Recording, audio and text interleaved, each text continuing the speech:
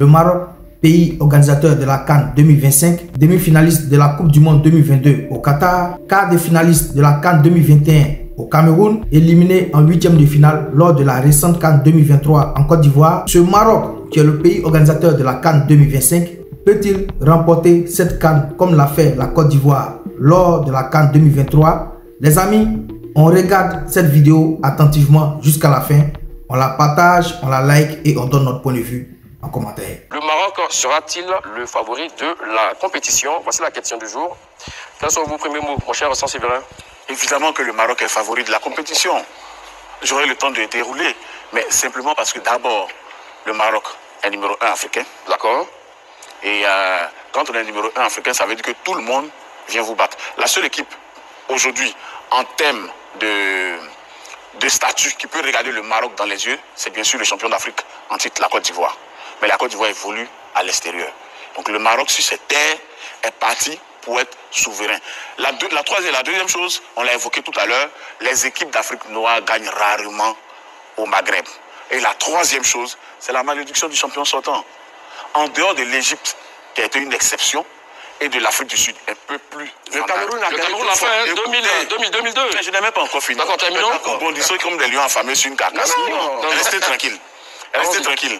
En dehors donc de l'Égypte, oui, qui fait pour moi figure d'exception, de l'Afrique du Sud, un peu plus en arrière, autour de 96-2000, et du Cameroun, mais personne n'a réussi. Le Sénégal récemment, la Côte d'Ivoire après la CAN 2015, oui, en 2017, vous avez vu, en général, le vainqueur de la CAN, de l'édition précédente, sort toujours un peu plus vite l'édition suivante. Donc, pour ces raisons, oui, pour moi, le Maroc est hyper, ultra favori de sa CAN. Hyper, ultra favori de la CAN. Je pense que sa CAN. Succincte. Je pense Comment on peut résumer les propos de Séverin? Non, je pense que c'est excessif, inutilement excessif.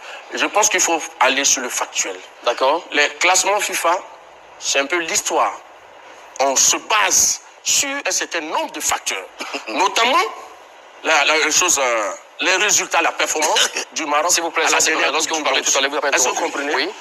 C'est ce qui fait que ce Maroc-là est leader au niveau du classement FIFA. Pour répondre à la question, est-ce que tu comprends? Oui. Le Maroc sera-t-il le favori de la compétition? Non, c'est ce que j'ai dit. C'est pourquoi j'ai dit qu'il est excessif. D'accord. Donc, je donne des réponses. Mais maintenant, pourquoi pensez-vous qu'il est excessif? Pourquoi j'ai dit qu'il est excessif? FIFA, oui. Il a le classement FIFA, c'est ce que j'explique. Oui. Le Maroc est bien classé parce que le Maroc a réalisé de belles performances à la dernière Coupe. Dans quel enfant? Ce n'est pas, non, pas du tout. Après cette Coupe du Monde, Magat, je pense quand même que vos souvenirs sont bons. Le Maroc est venu en Côte d'Ivoire, éliminé en huitième de finale. Magat, avant cela, oui, à la CAN au Cameroun, éliminé en quart de finale. Donc vous voyez qu'il y a une inconstance au niveau des résultats de cette sélection. D'accord. Donc moi je suis dans le factuel.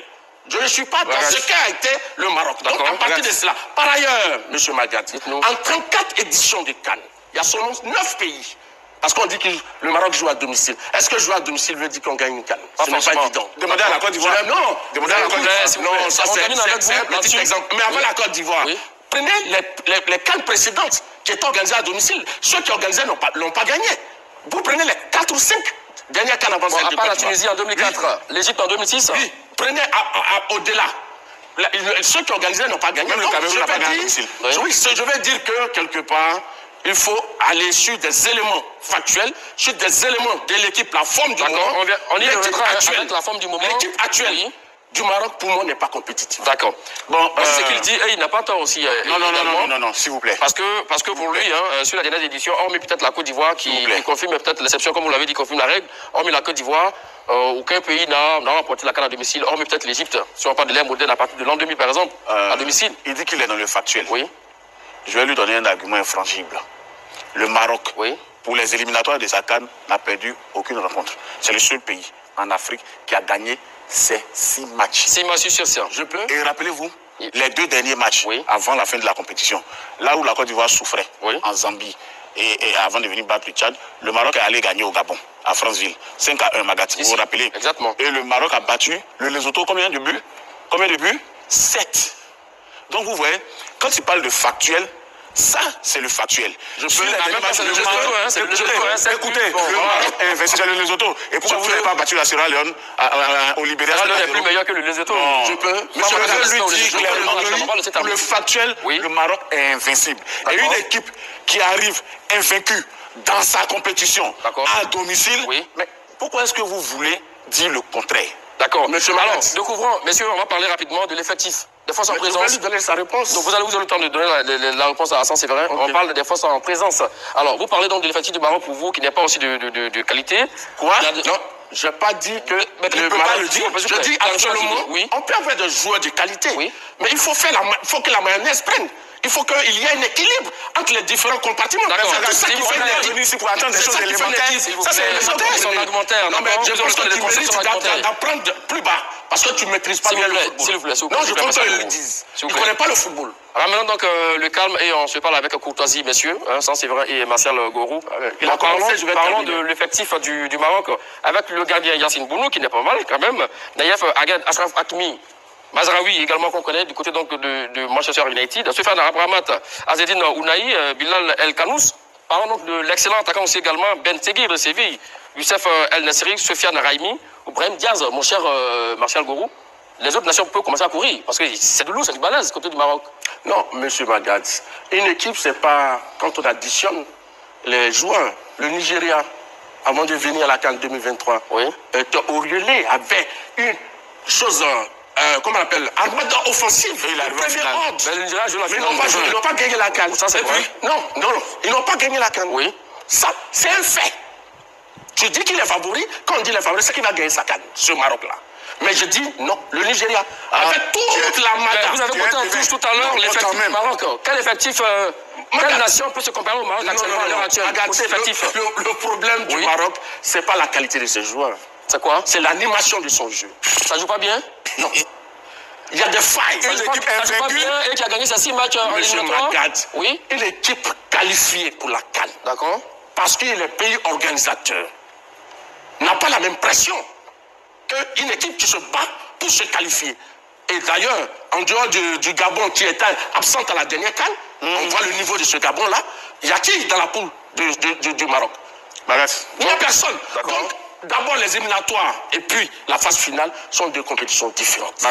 Il faut y arriver avec une équipe compétitive, une équipe qui est vraiment équilibrée, une équipe qui a fait une bonne préparation. Justement, vous parlez d'équipe compétitive, une équipe équilibrée, et ça pour vous, le Maroc ne l'a pas actuellement, c'est bien cela? Non, pas du tout. D'accord, voici un peu vos arguments là-dessus. Magal, vous savez, je veux que quand on parle, il faut qu'on soit conséquent avec nous-mêmes. À quel niveau?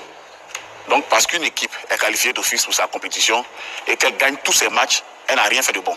Donc, pourquoi avant la CAN, la Côte d'Ivoire n'a pas gagné tous ses matchs?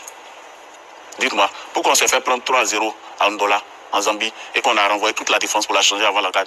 Mais c'est ce qui explique la difficulté de la Côte lors de la phase. Le Maroc, monsieur, c'est pour ça qu'il a gagné tous ses matchs. Lors des éliminatoires se sont fait ressentir lors de la phase de poule. La Côte d'Ivoire, c'est pas difficilement la compétition. C'est fini. C'est pas votre parole. Allons-y. Je vais lui rafraîchir la mémoire. Le Maroc dont il parle. Oui.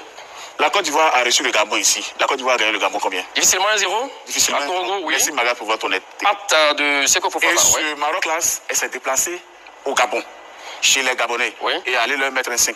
Mais vous savez aussi également que chaque match a sa réalité, mon cher. C'est parce que chaque match a sa réalité qu'il faut respecter quand une équipe fait un exploit sur 6 matchs. D'accord. Parce que ce n'est pas donné à toutes les équipes de faire des exploits sur 6 matchs. La preuve, pour ces éliminatoires, la Côte d'Ivoire a gagné combien de matchs? 4. Et elle en a perdu 2. Vous voyez? Donc, si vous êtes honnête, vous allez reconnaître que le Maroc est dans une phase de progression incroyable. D'accord. Leader au classement CAF et FIFA pour les nations africaines depuis 2022, invaincu sur les éliminatoires de sa compétition, gonflé à bloc avant d'y arriver. Mais Magat, je le dis et je le répète, pour l'instant, sur papier, il n'y a qu'une seule équipe qui peut regarder le Maroc dans les yeux, c'est la Côte d'Ivoire. L'effectif du Maroc. Et vous ne passez pas la Côte d'Ivoire parmi les grandes équipes favoris? Non, parce qu'elle ne joue pas à domicile. C'est une aberration. Elle ne joue pas à domicile. D'accord, et c'est important pour vous. C'est un handicap. D'accord. Jouer à domicile, au contraire, il peut avoir l'effet boomerang, l'effet contraire, l'effet de pression. En tout cas, nous, on a gagné notre qualification sans pression. Vous parlez de la pression pour le Maroc à domicile? Bien sûr. Jouer devant son public, en voulant bien faire, en voulant gagner, c'est une forme de pression. Que le dernier remonte à son 16. Un public connaisseur du Maroc qui met la pression sur son équipe, ça aussi, c'est source de difficultés. Donc, il y a un ensemble de choses. Mais, M. Magat, pourquoi la Côte d'Ivoire trébuche lors de la phase de poule? La plupart des jeunes de l'effectif de Côte d'Ivoire découvraient cette compétition. La pression était énorme. Mais la pression était énorme. Après, il n'y avait plus de pression. Et c'est ce qui a fait. Non, oui. Et après, il y a eu la pression. Non, s'il vous plaît, s'il vous plaît, s'il vous plaît, s'il vous plaît. Écoute, non, oui. Écoute, je voulais vous poser une question. Écoute, tu sais ce qui s'est passé? La Côte d'Ivoire tremblait. C'était la pression. On a vu des gens qui tremblaient, effectivement. Ensuite, comme tout le monde pensait que cette équipe n'avait plus d'avenir, les joueurs se sont remis en cause, ils ont joué avec le cœur, se sont battus. Ils n'avaient pas joué, c'est ça. Ils n'avaient pas joué avec le cœur. Non, au début c'était pas ça. Au début, j'ai dit que les joueurs ont tremblé. Ils ont tremblé. Ils ont tremblé. Mais par la suite, il y a eu une remise en cause avec tout ce qui s'est passé, l'environnement. Donc, ils se sont dit, ils ont cru qu'on était mort, on revient à la vie, il faut qu'on se batte. Voilà ce qui a donné. Et surtout qu'à partir de ce moment-là, l'équipe n'avait plus rien à perdre. Non, pas du tout. On a vu le pays, on a frôlé le pays. On a touché le fond. Voilà, on a touché le fond, donc on s'est remis dans le sens de la marche.